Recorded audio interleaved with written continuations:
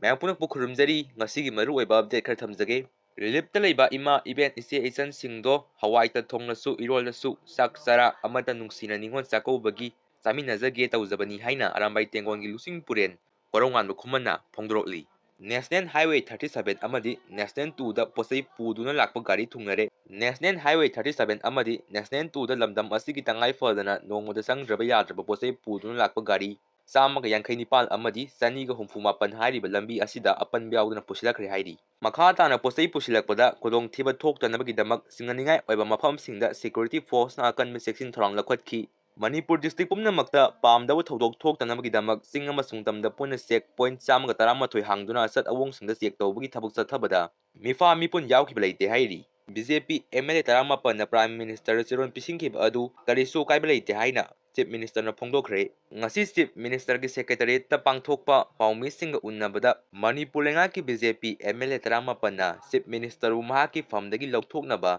Prime Minister Narendra Modi da ayiba cheron bisinki haina pause singda phongdokhiba Wapham adugi matangda Chief Minister ki kari mol aibage haina paumi singna hangba wahangi paukhum piraduna Chief Minister N Biren Singha na hai leibak asi democracy chatpa leibak amani ain gi matung inna aningba apamba phongdokpada karisu akaiba leite haina Phongdokkhre